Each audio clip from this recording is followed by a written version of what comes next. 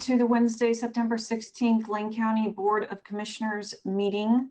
We are resuming where we left off yesterday in our meeting. And before we get started, I just want to give a heads up to everybody that I will be on most likely for the first discussion, but we'll need to head out to our mark at the fairgrounds. So I'll be exiting mid-session and Vice Chair Bernie will take over at that point. Jay Bozovich, our other commissioner, may be able to join us by phone, but if not, he is excused. He is attending the 10 o'clock Incident Command Co-op meeting.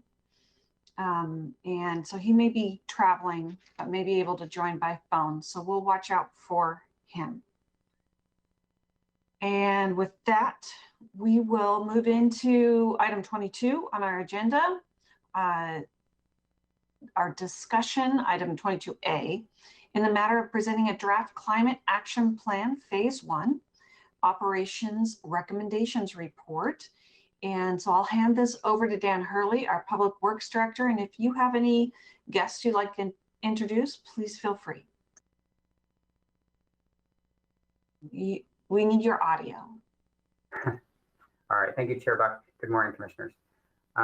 Pleased to present to you our draft for our Phase 1 Climate Action Plan. With me today is Mark Nystrom, our climate strategist, and he'll present the report to you. And then we also have a couple of our consultants from Good Company on the line, I believe, Josh Proudfoot and Aaron Tonys. So very pleased to bring this to you today. We've been working at this hard since the board passed the climate resolution back in February. We've brought you our first greenhouse gas emissions inventory in April. And now this is our completed draft for the phase 1 of our climate action plan. And just to remind everyone, phase 1 focused on our internal operations, and then it's anticipated that phase 2 will begin shortly to begin a county-wide climate action plan. So I'm pleased with what came out of this. It's been a lot of hard work by Mark and our consultants and with our climate action team within the Lane County. And those folks are all listed in the beginning of the report, so I won't name off the names, but it's been a big team effort to get to this point, and I'm pleased where it has landed. I think we have a very succinct and actionable plan that has some aggressive but attainable goals. And Mark will take you through those. We have about 10 actions that we will be ready to move forward with in short order, and then another 3 that need some further study. But we wanted to keep it to the biggest actions that would give us the biggest bang for the buck, instead of spreading too thin and having something that's not very actionable. So pleased with what we've arrived at here. And with that, I'll let Mark take you through the goals and the actions that are contained in the report. Mark? All right, thanks, Dan. And thank you, commissioners, for having me. I'm going to just kind of give you a preview of what we're going to talk about today.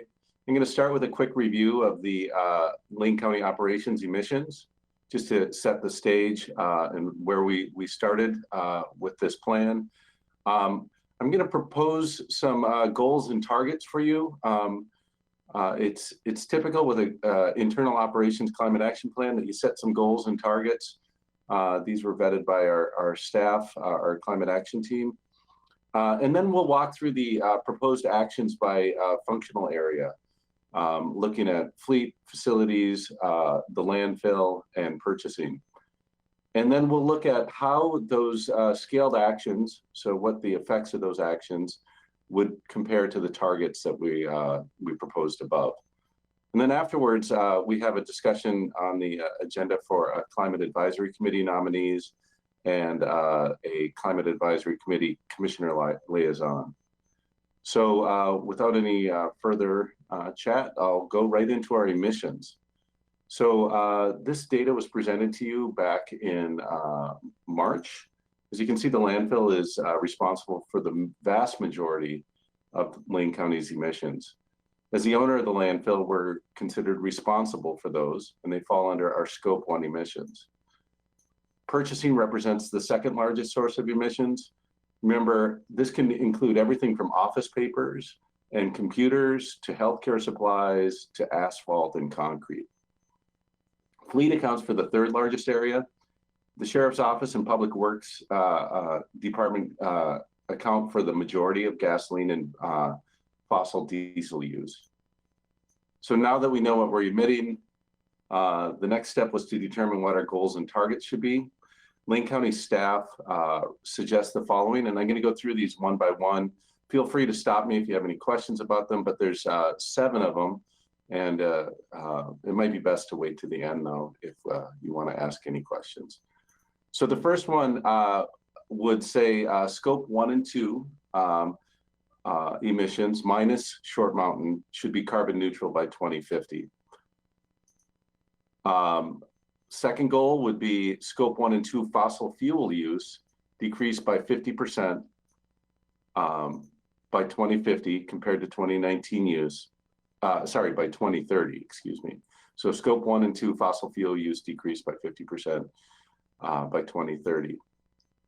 The third one would be to have supporting county staff in reducing commute emission by 50% by 2050.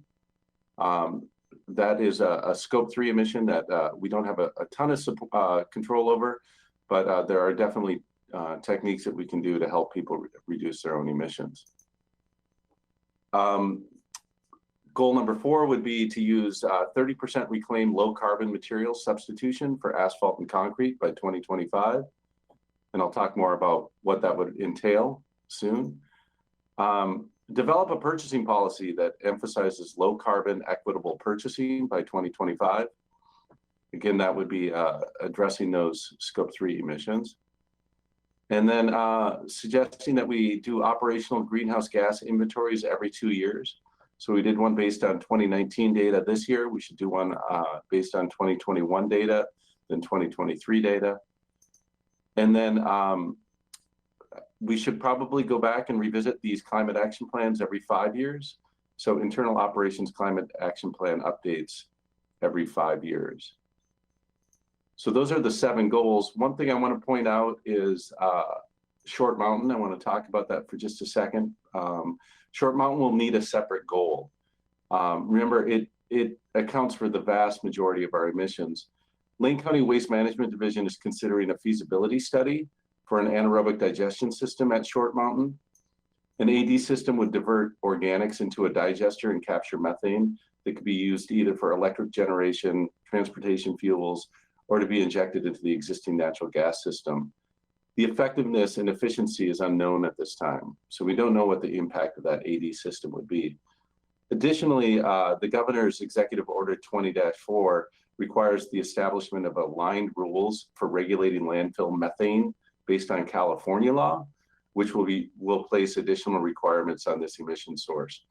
DEQ is currently holding a series of meetings right now. They're going to go into rulemaking in the fall. And so there's a lot of uncertainty about what state requirements are going to be put on this. With this much uncertainty, staff recommended waiting to set a landfill goal until the next proposed internal operations cap update. However, this delay in goal setting will not impact the ongoing efforts by the Waste Management Division to increase the efficiency of existing gas capture, continuing to explore a pipeline for leachate, and creating a feasibility study for an anaerobic digestion system, which are all in alignment with the county's solid waste master plan. So in other words, we're not going to stop moving on the landfill. We're just saying that we should probably wait and see what's going to happen over the next 12 to 18 months with state regulations and the possibility of a anaerobic digestion system. So I want to take a brief pause here and see if there's any questions about the proposed goals and targets. Any questions? Commissioner Burney? Oh, I'll do Commissioner Burney and then Commissioner Sorensen after that. Thank you, Chair. I worked for a while in California and dealt with what is called waiting for Godot. When you waiting for the state to rethink what their rules and regs are going to be, I encourage you to, and I think you already are, work closely with some private sector partners that we've already met with. benefit from their resources and investment appetite. They will know what's doable, what's not, what fits within that, but that's great. I want just a couple of comments. When I'm going to go from bottom to top, when you say you suggest operational inventories every 2 years, what would the cost be attached to that? Commissioner Burney, that's a good question. I might have to kick this one over to Dan. The inventory happened actually before I was hired. We also have Proudfoot, Josh Proudfoot, and Aaron Toney's on the line. They conducted, from good company, they conducted those inventories. I'm not saying it's not necessary. I'm just curious what the costs are. Yeah, it's a good question. Okay. Maybe we'll get back to it later. This is I'll Josh. look that Can you up hear while me? we're continuing the conversation. I do have that information. This is Josh Proudfoot. Can you hear me? Yes. Okay. Generally speaking, after the first one's the heaviest, most expensive. We're more like in the $15,000 to $20,000, depending on how careful you want to be, ballparkish for ongoing ones. Thanks, Josh. I was going to go to another one, but did someone else want to say something? Okay. On number 5, could you clarify that? Are you proposing developing a policy by 2025? Or are you talking about developing a policy whose impact occurs starting in 2025 with purchasing? I was unclear on that. Commissioner Burney, yeah, the suggestion is to develop a policy so that is a countywide purchasing policy that emphasizes low carbon and equitable purchasing. This has been a target for state agencies and local governments across the state. I would like to see, it would be great if we could have it actually functioning by that point. Currently, we have a decentralized purchasing program, and this would definitely centralize the purchasing requirements. And forgive me, so operational by 2025? Yes. Why would it take that long to be operational? It may be before that, but we wanted to set a realistic timeline for the staffing that's currently working in purchasing. Okay, to be continued. I don't want to get too granular, but I think that could be done a lot faster. Maybe I'm wrong. Number 3, support county staff in reducing community emissions by 50%. And you said that was tough. I'd be curious if the county had a policy where there was no more, unless absolutely critically necessary, there was no more travel to state or national conferences. They were done by Zoom. And my guess is we could pretty aggressively chip away at that. Is that incorrect? That's not incorrect. I think that most of those emissions, and I would defer to one of our data folks, either Josh or Aaron, but a lot of that is just the single car occupancy trips to the office. There's not a lot of bus riding. There's not a lot of bicycling. Yeah, so much of the emissions are due to those day-to-day shorter trips. Thank you, Mark. That makes sense to me. I presume I wanted to tease out if that was the assumption behind this, but because it said commute. But yeah. I would encourage, I think there are ways to incentivize the use of electric vehicles that the county could probably look at for its employees, and even their purchase of electric vehicles. And I worked for a company that did that. I won't say how long ago because it was a long time ago. To think that we're only considering that now. And I would encourage you also to include in that number or a separate number emissions that relate to driving to airports, getting on planes, renting cars, driving to hotels, staying at hotels. It's you know what I'm saying, as opposed to remote conference attendance. But thank you. And thank you, Chair. I don't mean to get too granular. And if I can quickly respond, Commissioner Burney, our data is, we weren't able to tease out the travel emissions because of our decentralized purchasing. It's really difficult to tease out which purchases were where, and so that is something that we definitely need to work on as a county in our data collection and keeping track. And so I think you actually connected number 3 and number 5 pretty well there. No, thank you. This is great. Thank you. Commissioner Sorensen? Thank you very much. What type of response would you have for a question along the lines of can we move some of these dates that seem rather far off, like 2025 or 2050? How can we move those up? Are they arbitrary, or are there other dates besides those dates that you would consider doable? In other words, to set a goal often implies that goal will change and will not be met.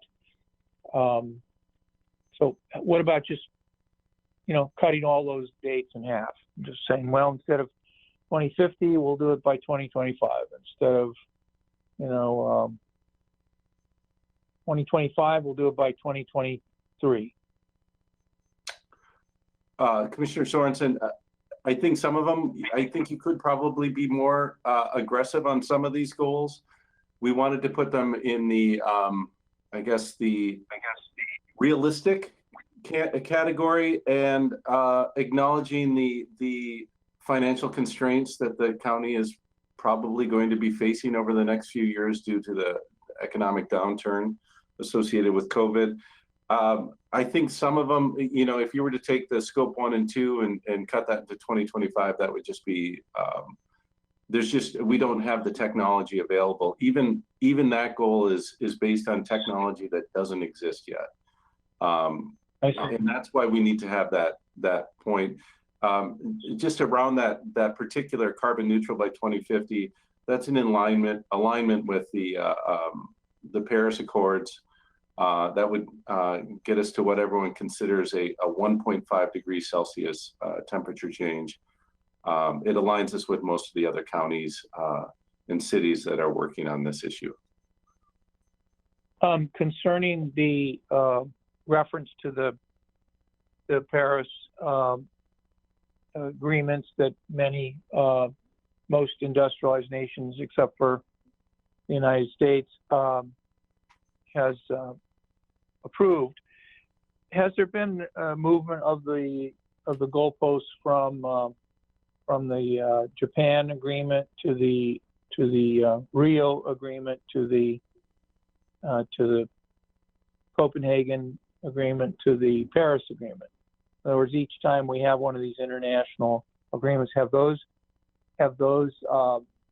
gotten further into the future, or have the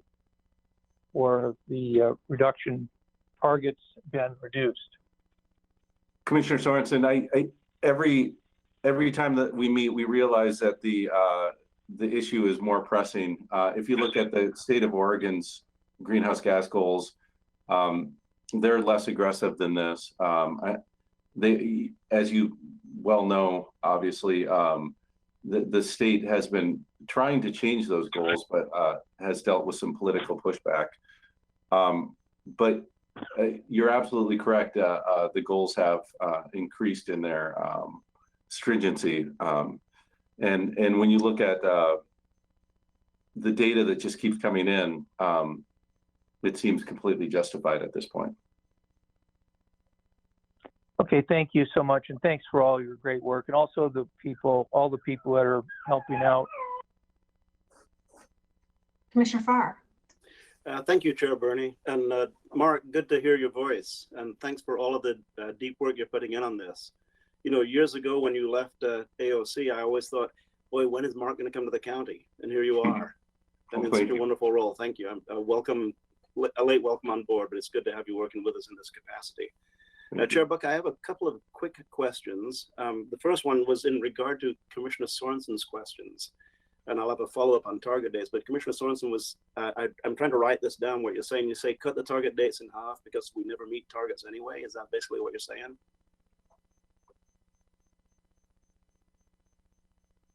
Well, that's what I wrote down. So I disagree with that. I think, Mark, that the target dates that we establish need to be ones that we truly believe we can attain. And clearly, future county commissions are going to have some impact on how quickly we travel down the road to 2050 and 2030. But I believe that 2030 and 2050 should not be arbitrary days. It should be absolute days. Commissioner Burney, you talk a lot about how, as we move down and we achieve the goals that will get us to the 2030, 2025, 2030, and 2050 goal dates, that we can actually achieve great economic impact with some of the issues that we're working forward. And I think once people understand and realize that economically this can be an asset and not an anchor the way some people feel it may be, then we'll get more people helping us move toward the target dates. And to me, that's the important part, is that it's not just the Board of County Commissioners that buys in on this, or the people who are already bought in before we started talking about it in great length. Now, we've been talking about it for years, but this is the first tangible effort we've put into an actual plan. But it needs to be everybody involved and everybody understanding, everybody agreeing with the fact that we need to get to these targets. We need to achieve the milestones along the way to the target days. And the way to do that is to help people see the benefit that some people at this point potentially do not see. So I'm excited about it. And later on, we'll be talking about the board, Mark, the board you'll be working with. I'm really excited to see the names on that. And my final question is, actually my question, Mark, is regarding, we talked about Governor Brown is going to be looking at California standards, most likely when the state puts out some of the standards that were the Godot-like standards that we're waiting for, right? Right. The difference there is Godot finally does show up, not in the Beckett play, but in reality, Godot always showed up dead last, but he showed up. In Beckett play, he never showed up. But the California standards that we're waiting for, can you talk a little bit, ever so briefly, about why would we look at California standards? Now, that's not a rhetorical question. I'm asking why would we look at California standards? Commissioner Farr, thank you so much. That was a really nice comment. So California has more stringent policies around landfills than we do, and I believe that the reason, and I haven't spoken to anyone in the governor's office about why they chose. They actually don't call out California. They say the neighboring state with stringent requirements. But I believe that, yeah, it's not Idaho. Yeah, it's probably not Idaho. But I believe that the reason is that it's probably a public policy reason, that there's an established policy and they've seen how it's worked, and so oftentimes the policymakers will look at neighbors and duplicate their efforts. I do want to say that DEQ has been very open to the fact that one of our landfill managers will be involved in the process. So we've volunteered his services already, and we hope to be deeply involved. We want to make sure that if they're going to put emissions requirements and we're investing in an anaerobic digestion system, that there's that pathway to compliance is viable. We would hate to invest millions of dollars in a system that they don't recognize as a compliance. So that shouldn't be a problem, but we want to make sure all our I's are dotted and T's are crossed. Thank you, Mark. And just a final quick note for Mr. Hurley. You have been talking about climate change and what we can do about it for quite some time, as have members of your staff. And my impression is that you have some very talented staff members already on board who are ready to go full stride forward on our goals and on our targets. Is that an accurate assessment on my part?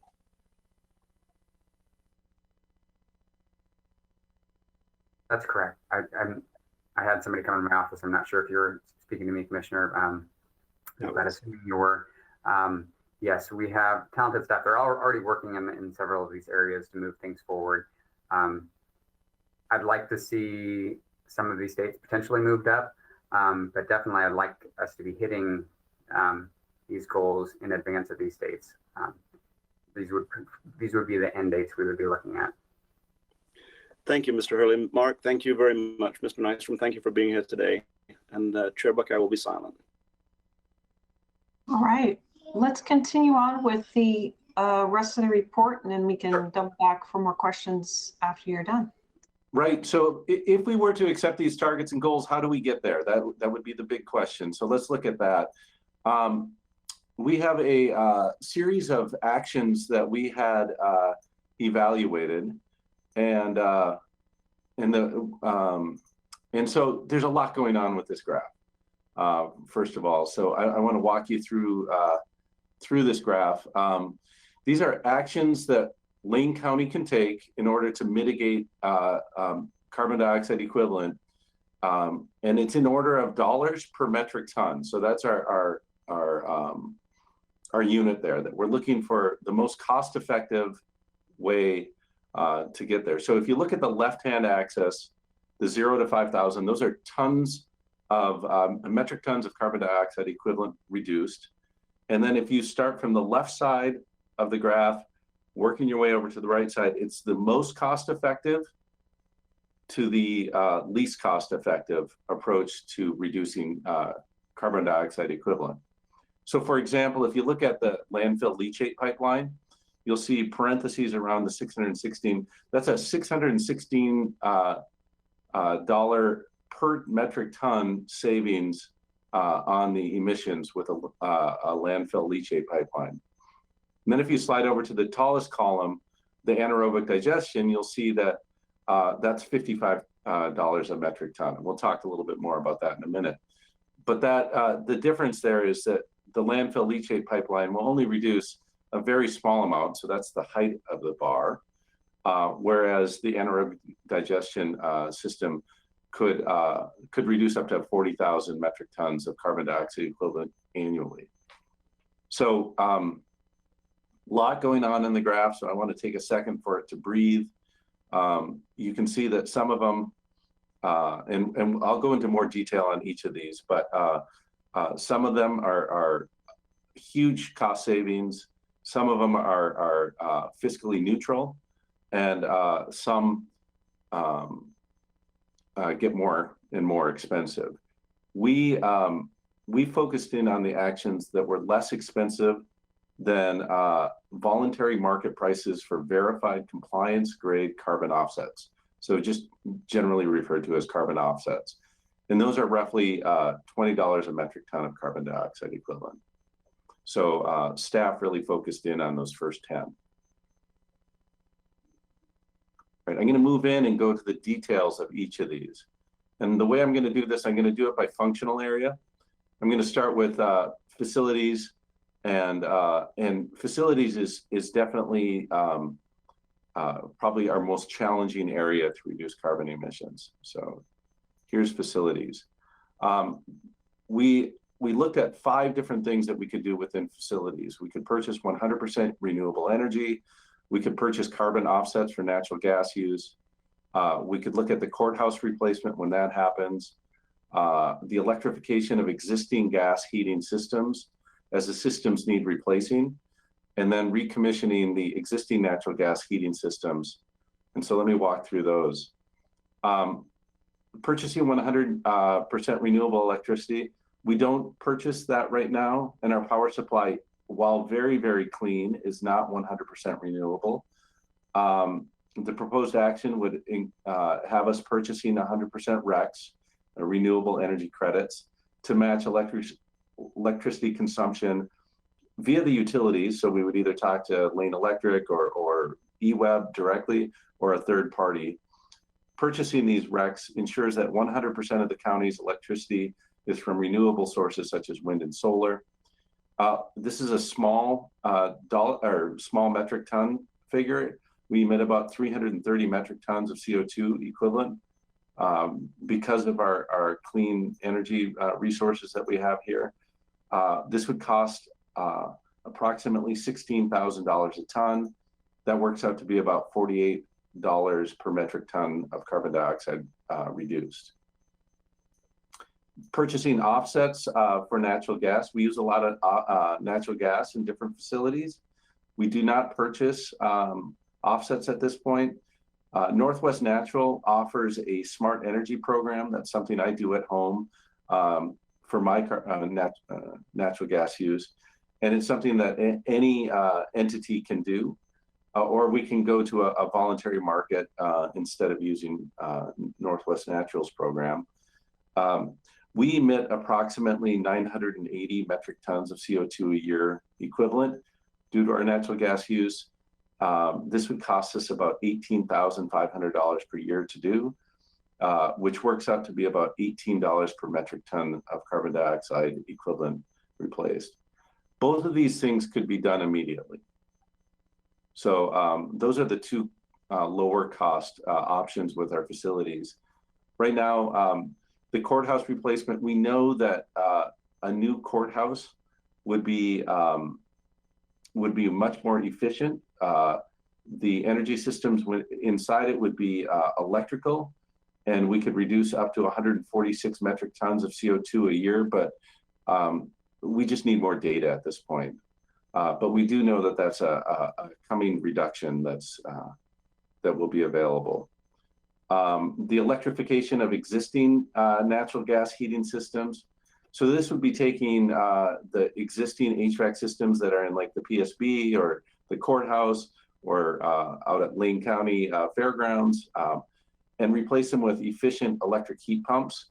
So we didn't break into a study, but we do know that Eugene, the city of Eugene, just recently did a study a couple of years ago, and that should start as a starting point for a feasibility study. So we could do further studies on this. Eugene found that it was pretty expensive to do, and that for $1 per metric ton, there was better places to make their investments. And then recommissioning natural gas heating systems, that means let's leave the existing natural gas heating systems in, but replace pumps and fans and things like that to make it more efficient. You can take the natural gas system and improve their efficiency by 5 to 15%. We need a study to figure out how much that would cost and how many reductions would be possible. But that would be somewhere in the range of 47 to 140 metric tons of carbon dioxide equivalent annually. So facility, pardon me, facilities, the first two are pretty direct, can do right away. The rest require more study. Jumping into fleet, we had 3 actions that we looked at with fleet: 100% renewable diesel, procuring additional electric vehicles when they needed replacement, and infrastructure, and the leachate pipeline to avoid truck transport. That one could have gone either in the landfill or in fleet, but since they're fleet vehicles, we left them under fleet. So regarding renewable diesel, Lane County currently has about 245 vehicles and pieces of equipment that annually use over 375,000 gallons of various diesel blends. When you add it all up, that's about 265,000 gallons of fossil diesel. We could replace all that use with 100% renewable diesel. That would save us about 2,700 metric tons of carbon dioxide equivalent annually. The great thing about this one is the current pricing is equal. So there's not a price difference between renewable diesel. For a while there, it was actually cheaper than fossil diesel. So that reduction at $0 a ton. You may be asking yourself, why aren't we doing this already? We are trying. We are replacing as much fossil diesel with renewable diesel. It's a supply issue. Fortunately, there's some bigger supply coming online soon. purchasing additional electric vehicles and infrastructures to go along with it. The county currently has about 331 vehicles and pieces of equipment that annually use over 200,000 gallons of gasoline. About 80% of this fuel is used by two vehicle types: SUVs, used by the sheriff's office, and pickup trucks, which are used by Public Works. The unfortunate piece with that is that this is one of those future technology issues. We don't have price competitive SUVs or pickup trucks that are 100% electric yet. You've probably read some stories. There's definitely, in the next 5 years, these are going to come online. But what we really need is a solution for those two issues, SUVs and pickups. The county is already replacing sedans that are able to be electrified, where that's already in the plans. But really, that next technological jump is going to be a big deal. The vehicle purchase marginal cost of electric vehicles are more expensive right now than ICE, internal combustion engines. If we were to replace the complete fleet, that would be anywhere from $839,000 if we just did a partial replacement, up to $4.7 million. If we did the full fleet, we're not suggesting that we just go out and buy a bunch of new electric vehicles. So when we take a weighted average, we end up saving about $39 a metric ton by going electric. The reason is the lack of fuel cost and the lack of maintenance costs. And then the leachate pipeline to avoid truck transport. We currently transport leachate from Short Mountain to Glenwood by truck, and we use about 8,600 gallons of diesel fuel every year. We use R20 on that, that's 20% renewable. So we figure we can save about 77 metric tons of carbon dioxide equivalent by replacing those trucks with a pipeline. The pipeline capital costs are estimated at $2 million annually. And we don't know what the operational electrical use for those pumps to pump the actual leachate. So we couldn't factor that into our calculations. But the annual fuel savings would be about $24,000 a year. And the labor savings, you do have drivers driving back and forth, was estimated at $100,000 a year. So we actually end up saving, when you start looking at the operational cost of running those trucks, once you work that out, it ends up saving about $616 a metric ton of carbon dioxide equivalent. All right, supply chain. 2 suggestions in the supply chain. Remember, in our goals and targets, we have that sustainable purchasing policy by 2025, but there's 2 direct actions that we can take immediately. Purchasing low impact asphalt.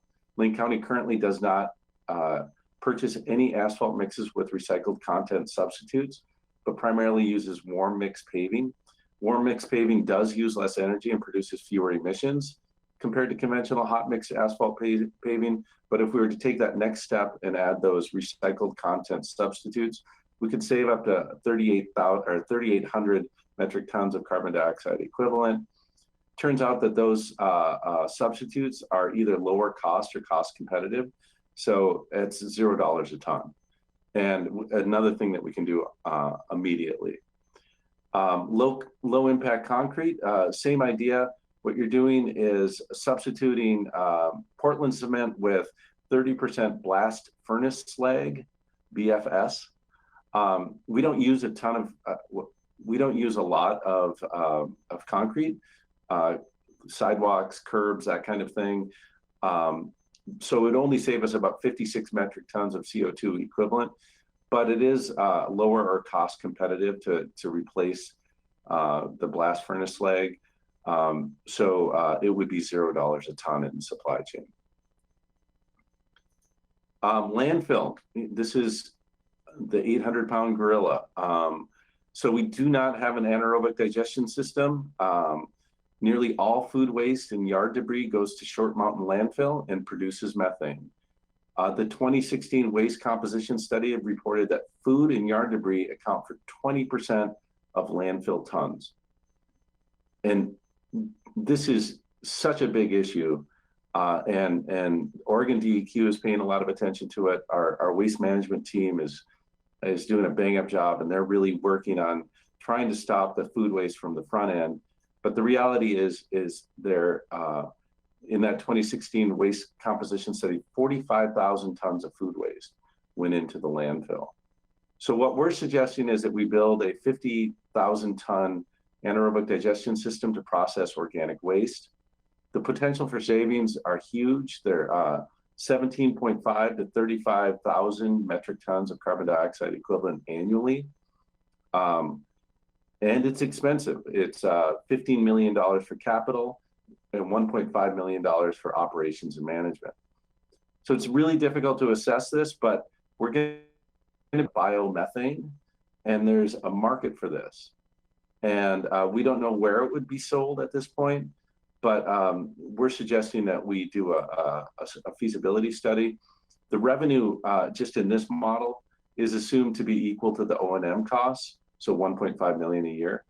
So even with just that minimal amount of income from that biomethane, it works out to be $55 a metric ton of CO2 equivalent, but that number is likely to be much less due to revenue potential.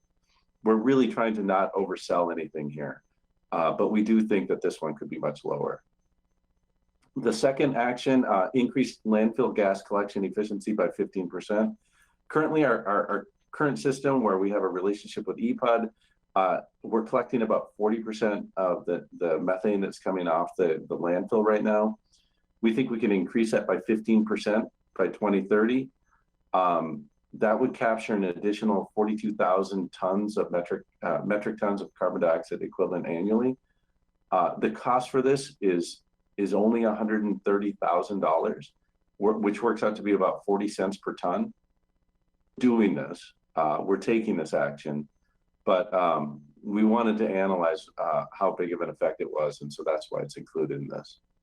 And then the last thing I wanted to talk about with actions is the climate action team wanted a good company to look at what would happen if we created a telecommuting policy that allowed for conservatively 2 days of work from home as roles allow.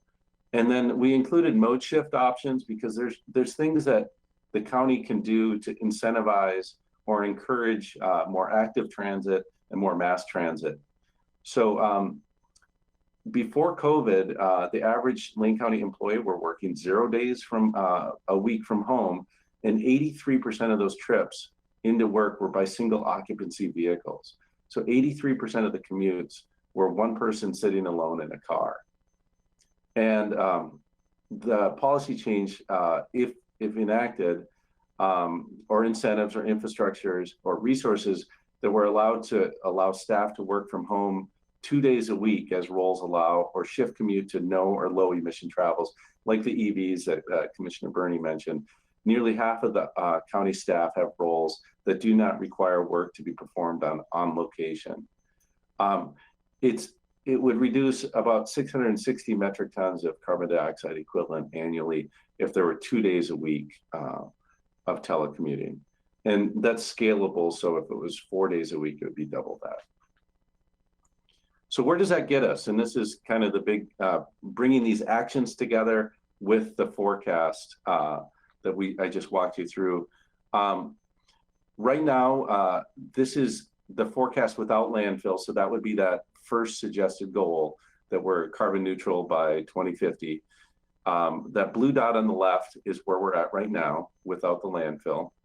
The dotted line that goes across the top shows the slow growth due to business as usual. We don't change anything, and we get the population growth, and then with population growth, you have services growth. So that would show where we would be in 2030 along this line. Now, if you look at the green dotted line, if we took all of these actions that I just spelled out to you, that's where we're at. That is our trajectory right now. The red dot shows where we would need to be on our pathway to 2050 carbon neutrality. So if that makes sense. Yes. I'm sorry to interrupt, but I need to exit the meeting to get down to prepare for the mark at Sure. the fairgrounds today. I just want to let everybody know that I'm very supportive of your work and the draft that you have. I've read through it separately. I also want to let the rest of the board know I'm supportive of the 2 board orders and know that Commissioner Burney has interest in being our representative. I'm supportive of that, but I'm supportive of really anybody here wanting to do that. So at this point, I need to exit, and thank you very much for all your hard work on this draft plan. Thank you, Commissioner. commissioners. Well, the negotiating me says, if I'm not chairing this meeting, the only way I'm chairing is if the board's kind enough to let me participate with you, but I'm just kidding. Please continue, Mark. Yeah, okay, so I just want to make sure everyone sees is what, again, the red dot is where we should be, the green dotted line is where we will be if we enact these actions. So that means that we're actually ahead of, like, we're going more aggressively, as long as we're not including the landfill. I wanted to show you what it looks like if we do include the landfill. So the landfill is, again, if you look at the scale, we went from 6,000 to over 200,000. So a whole different order of magnitude. And the blue dotted line again shows business as usual. If we didn't do anything, and because of the population, forecasted population growth, we would be up almost to, looks like about 225 by 2030. If we take all the actions that were spelled out for emission reduction, we would be slightly short of our goal, which is, again, the red dot of getting carbon neutrality or net zero emissions by 2050. So I am actually pretty pleased with how close those actions would get us, even with the landfill, because that is such a huge source of emissions. And again, there's a lot of uncertainty in the landfill piece, because again, we don't know exactly what the impacts of the anaerobic digestion system would be, but we do know it would be big. So that's, I just covered a whole lot of information, and I want to give time for this to breathe and let you have some discussion. So I'm here, Dan is here, Josh Proudfoot from Good Company, and Aaron Tonys from Good Company are all here right now. My understanding is we have Commissioner Farr and Commissioner Sorensen. Do we have Commissioner Bozovich with us or no? Okay.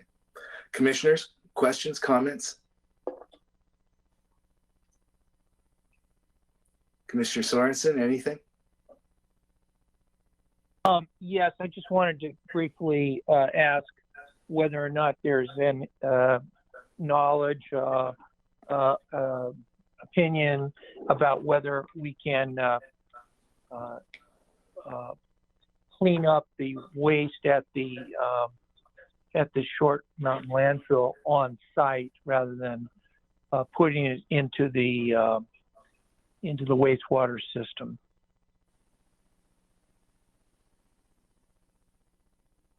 Dan, I'm gonna kick that one over to you if you're available.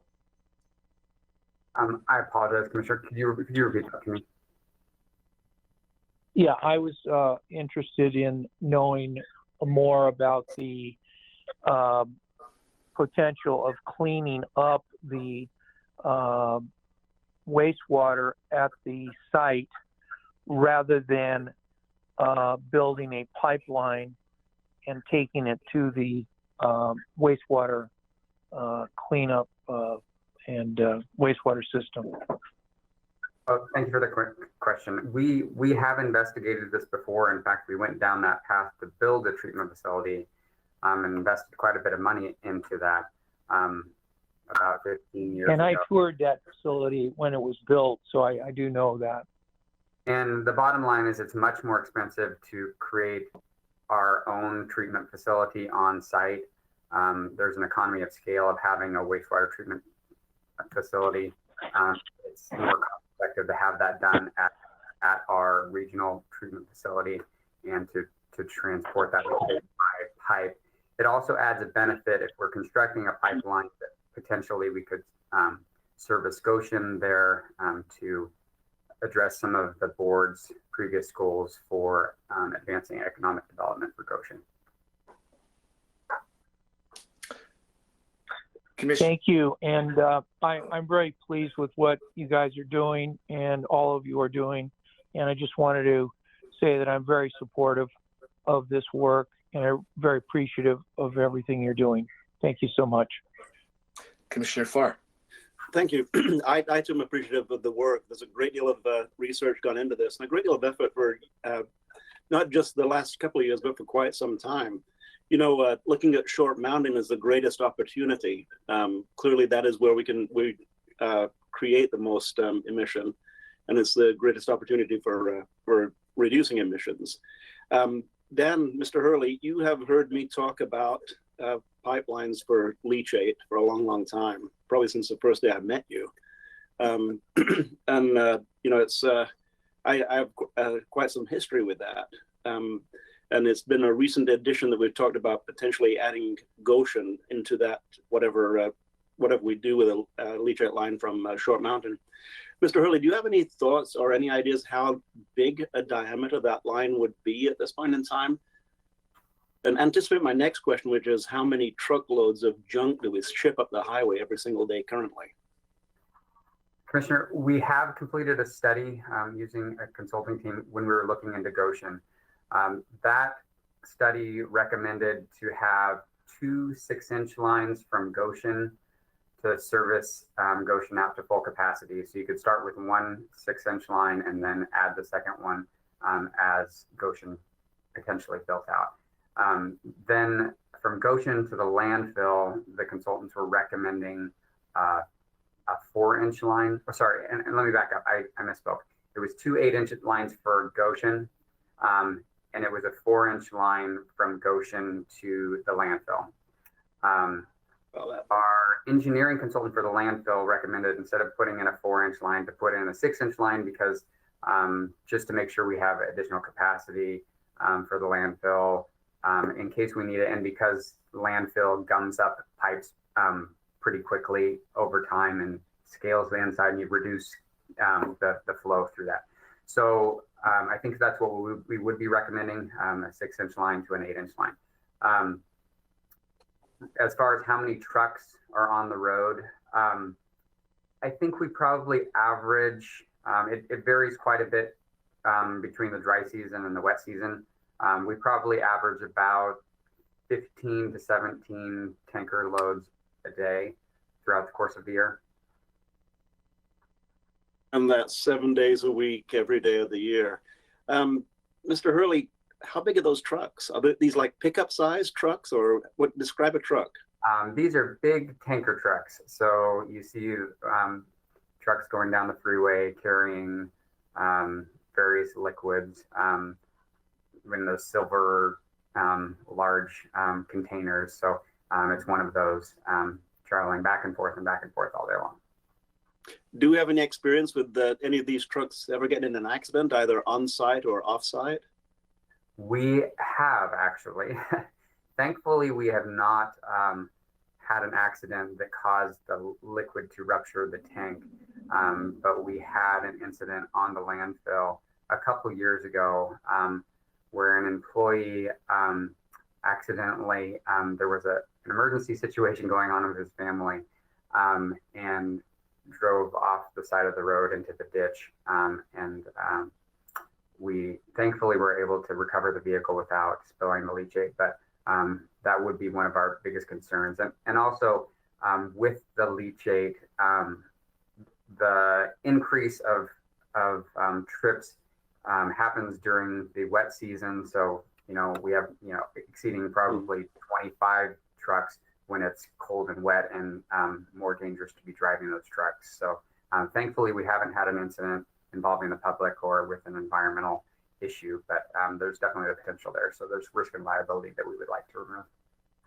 Thank you, Mr. Hurley. And you've answered those questions for me in the past, so I kind of knew the answers. I just wanted to get them out in the open again. Another question about the trucks. They use diesel, right? They burn diesel. They do. And what is a round trip from Short Mountain to the site in Glenwood? It's about 7 miles, Commissioner. Oh, round trip would be 14. 14 miles, and 15 to 25 of those trips a day with a diesel burning truck, 365 days a year. Seems like a pretty good opportunity to me. Thank you very much, Mr. Hurley, and thank you, Chair Bernie. We are looking forward to moving forward with that. We cleared there was a land use issue that we were trying to resolve for quite some time with Department of Conservation, DLCD, Land Division, for doing the acronym. But they did give us the affirmative that we could extend the pipeline outside the urban growth boundary for this purpose. Thank you very much. And my history with this, of course, has been with the Eugene City Council back in, I believe it was 1996, when the council blocked the pipeline that was planned to be built at that point in time. So that's a lot of years of having no pipeline and burning diesel up and down the freeway. Thank you. For those that in the public that couldn't see, while Commissioner Farr's questions and Mr. Hurley's answers eloquently demonstrate it's insane not to move forward with these pipelines, Commissioner Farr was also giving us visuals with his hand to demonstrate how small these pipes are given the magnitude of the corrections that they could make. If you're a U of O fan, picture that sign. Mark and Dan and Joshua, I am exceedingly aware of the brain power that this team brings. The issue, the magnitude of the issue that this is. While you've been developing this, our world has changed yet again, as you know, with climate impacting fires, much less.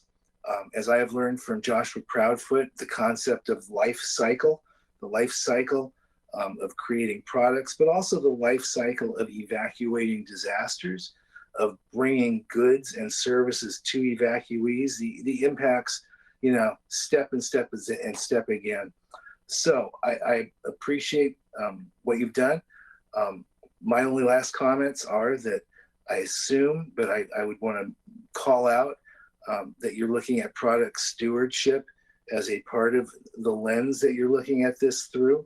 As Commissioner Farr mentioned, that the economic development opportunities here and job creation opportunities here are something that we need to message, because in many sectors, that's not the perception, and yet truly that is the reality.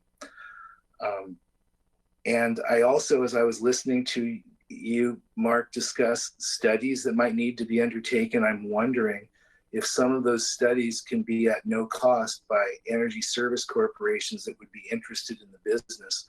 I know the county once contracted with McKinstry, who's but one of many of those. And finally, my only other comment is, it seems if counties and entities are looking at this with us, that we can create some volume purchasing that not only would create better prices as we buy some of those RECs you discussed, but it also might encourage production of more clean energy in the area. Are there any other commissioner thoughts before we move on this item? Okay, what else do you need of us on this item? Chair Bernie, what we need now is direction, a suggestion from you all of how you would like us to come back. There needs to be a form, I can make any edits that are suggested, and an idea around how you would like to see this come in front of you in terms of approving it as a document. And I don't know if I need that right now, but it's something that we'll need in the future, near future. We would like to bring, if I could add, we would like to bring the finalized document for your approval. But if there are changes you would like to make to particularly those goals and targets, this would be the time to get that input so that we can make those changes and then bring it back to you. Well, other commissioners, I think you've heard a lot of comments that could impact a final that you bring back to us, but do other commissioners want to comment here? This is Pete Sorensen, and Vice Chair Bernie, should I go ahead right now? Please. Okay, thank you. It's hard when you're on the phone. You don't really know if you're blocking someone else from talking because you're just blurting it out. Anyway, the concern I would have actually has to do with the pipeline from the Short Mountain landfill, and my suggestion or recommendation is that you address one of the major reasons that the pipeline has never been built, and that is that by extending the pipeline, and depending on the size of the pipeline, from the perimeter, the current perimeter of the service area, out to the Short Mountain landfill, you're taking that pipeline out beyond the current boundary for the urban growth boundary, and so the potential impact of putting that pipeline, depending on the size of the pipeline, and Mr. Hurley, thank you so much for talking about the diameter of the pipeline. But depending on where you put that, the diameter of that pipeline or the existence of the pipeline, you would then be opening up the entire LCC basin, Goshen, and potentially all the way to the Short Mountain landfill for residential development. And that is going to have some significant climate change components if we build thousands of houses in sort of a suburban type development pattern in what is currently an area that cannot support that type of development, because the urban services, most notably the sewage system, won't be there. And I think that is one of the major reasons why the city and county and adjacent governments, as well as the state, have been reluctant to approve that pipeline. So that to me is a very significant climate change impact if you then take lots of people and lots of cars and lots of buildings and put it out onto what is either marginal land or agricultural land or forest land adjacent to the Eugene Springfield metropolitan area. So that would be the other component of the landfill pipeline issue that I think would be helpful for this report. And other than that, I think it's really, you've really laid out a nice product, and you've addressed my concerns about delays and targets. Thank you. Did I see your hand, Commissioner Farr? No, Commissioner Bernie. I would have something to say about that, but I'll write it and send a message. Okay, I'm sorry, I apologize.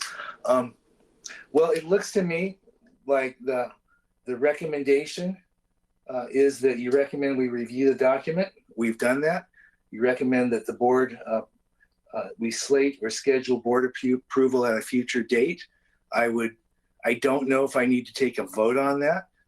It certainly seems like that makes sense. I'd encourage that to be at the earliest possible future date. Do I need a board, or I can't do a head shake because I can only see two heads? I believe, Vice Chair Bernie, this is Diana. I believe we already have a tentative date set. Am I correct on that, Mark? You know, in this very moment, I don't remember, but I'll go back and check through my email. If not, I'll work with you and set a date. Okay. Very good. Are we done this item on the agenda? Yep. Next item is the Climate Advisory Committee. Right. So let me kind of read us into that. This item relates to order, if I'm at the right place, 20-09-16-01 in the matter of appointing 5 commissioner appointee citizen members and 5 at-large citizen members for specified terms to the Climate Advisory Committee. Mark, do you want to take this? Yep. I'll just jump right in if that's okay with you, Vice Chair Bernie. Please. All right. So just to remind you, a couple months ago, I reached out to you and asked you for, or maybe a couple of weeks ago, recommendations for your appointees to this 11-person Climate Advisory Committee. These are the 5 people that came back from the commissioners. And I will just highlight that Amanda Astor was Commissioner Bozovich's nominee. Maya Buchanan was Commissioner Buck's nominee. Haley K. Scott was Commissioner Bernie's nominee. Rob Zako was Commissioner Sorensen's nominee. And Stefan Almach was Commissioner Farr's nominee. And you can see there's a wide range of experience there. Some really amazing people. Just in the process, we had 45 applications, I believe it was, and people with just a broad experience of lived professional and educational experience. It was pretty remarkable. I was blown away. Frankly, a little bit intimidated by some of the people, and so I'm really excited to be working with them. And just another reminder, their term ends in a year, actually, but they're eligible for 2 more additional terms. The idea was to stagger the commissioner appointees from the at-large appointees. So I'll go ahead and go through the at-large appointees. And I'll tell you really quickly how we came to these 5 names. We had our climate action team divided up. There were so many applications, we had to kind of split them in half. And we each evaluated half of the applications on their experience and their application and how they would fit into the group. We then narrowed the decision based a little bit on what the bylaws state about the variety of where people should live. We needed to have rural appointees. So we have several rural appointees from here. I do want to state that Commissioner Bozovich reached out to me with a concern over the nominee David Eisler. He's the retired small rural forest landowner from Walton. Commissioner Bozovich informed me that Mr. Eisler has made multiple presentations on behalf of Beyond Toxics, and his concern was that we already have Haley K. Scott from Beyond Toxics on the organization.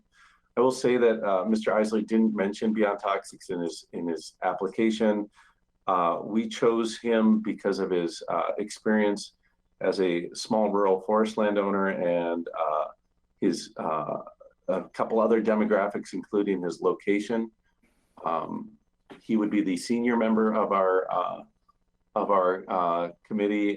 We have a kind of a wide range in ages, but if there is consensus that there's a problem with that, we do have other qualified applicants who could fill that role as well.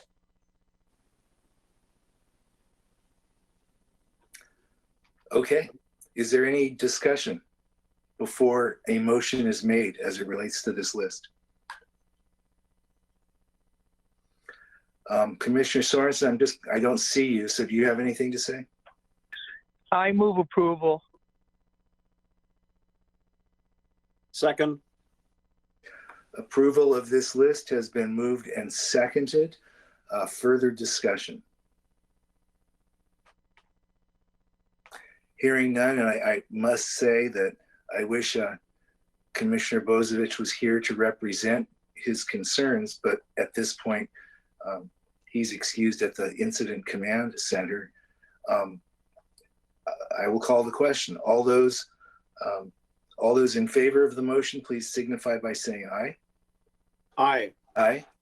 Aye. Against? No. Please note that this passed with a quorum of the board. Commissioners Sorensen, Farr, and Burney, aye. Commissioners Buck and Bozievich excused. I believe there's only one other Burney, item. would you please, Commissioner Burney, would you please reiterate who made the motion and the second, please? Well, because there's only 3 commissioners, I can do that. Commissioner Sorensen made the motion and Commissioner Farr seconded. Thank you. And sorry, I'm new at this. Mark, are you it for this last item under Public Works, item 22C? Yes, yeah, it's me again. So we need a commissioner appointment. If you look at the board order, it has kind of the process that needs to go through. It wasn't spelled out super clearly in the bylaws when we created them, so we drilled down a little bit more. I don't have the board order in front of me because I have I'm sharing my screen right now, but basically there needs to be a nomination and approval from the board. It's actually pretty straightforward. It's just No, understood. And that's board order 20-09-16-02 in the matter of appointing a representative from the Board of Commissioners to the Climate Advisory Committee. Commissioner Farr. Mr. Chair, I move passage of order 20-09-16-02 in the matter of appointing a representative from the Board of Commissioners to the Climate Advisory Committee, inserting under the therefore subsection 1, Commissioner Joe Burney. I second that, and I'd like to be recognized for discussion at the time that there's discussion. Okay. Thank you, Commissioner. It's been moved and seconded that Commissioner Burney, i.e. myself, be inserted as the board representative to the Climate Advisory Committee. Commissioner Sorensen. Thank you. I was going to make the exact same motion, so I obviously wanted to second it. And I think that, you know, if things go the way they normally go, you know, you'll go from vice chair to chair in January. It's not a foregone conclusion because the board does have to vote on that. There's been times in the past when we haven't made the vice chair the chair, but normally that's what happens. And in this situation, I'm sure it'll happen. And I think it's good to have you, Joe, as the board's chair next year and as the head of this, or as a liaison to this group. And you're very interested in this topic and very knowledgeable. And the other commissioners are really supportive of you on this role, and you have the support of the whole board. So that's really all I needed to say. Vice Chair Burney, may I interject something really quickly? It's Diana again. Am I allowed to say no? No. Please, Diana, go ahead. Just for clarification, Yes. this appointment is through 2020. What will happen with this appointment is it will appear now on the routine order that you will vote on every January. So when we have a new commissioner replacing Commissioner Sorensen, this will be on that routine list. And annually, this will be, the person sitting on this committee will be reviewed annually then. Thank you. So you're saying that this appointment would be for a couple of months? Exactly.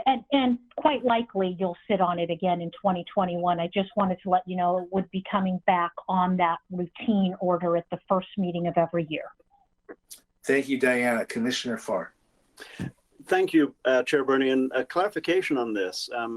The word liaison does not appear anyplace in this order. Now, we have liaisons to committees that are non-voting members. And as liaison, some of the committees, I'm not even invited to be a panelist as a liaison. So that varies between the committees. In this one, I'm presuming from the wording in here that this position is a voting member of the board. Mark, could you clarify?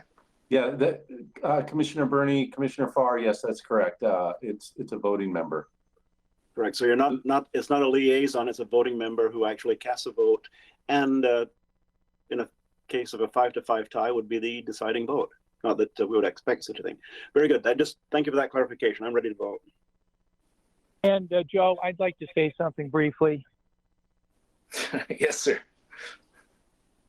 Well, first of all, thanks, Commissioner Farr, for the questions and for the answers that were given in response to that about the role of the commissioner member, not liaison, member of the group, and that is something that the board will have to consider in January when the list of board appointments is made.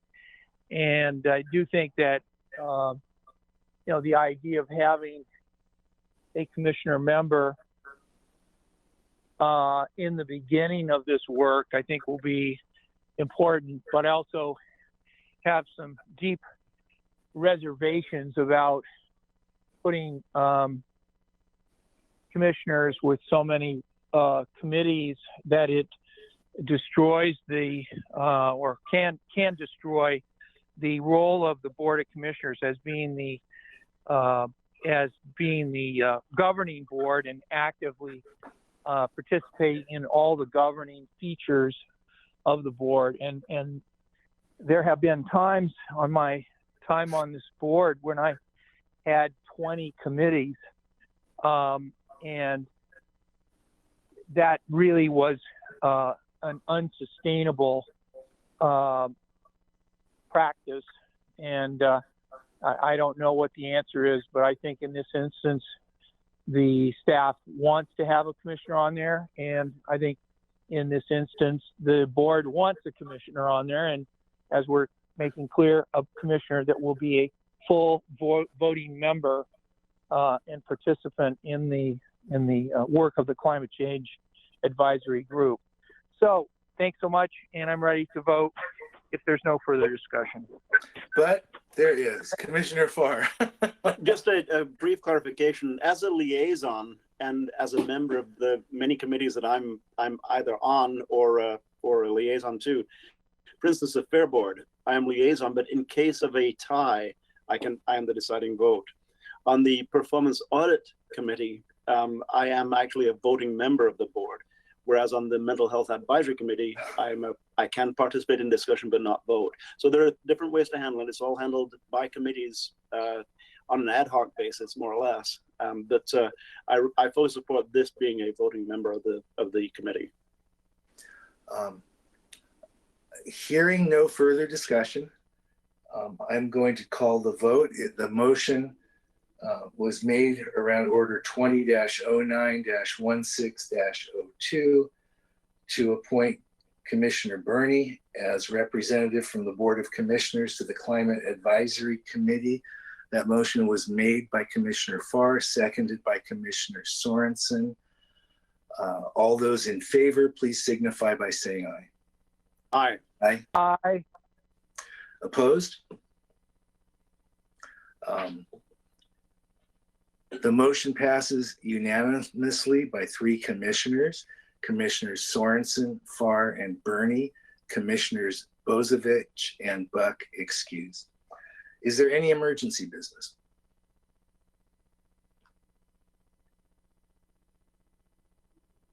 We have no emergency business today. Is there other business from commissioners? Pete, I can't see you. Excuse me, Commissioner Sorensen? I'm No? good. Okay. Thanks.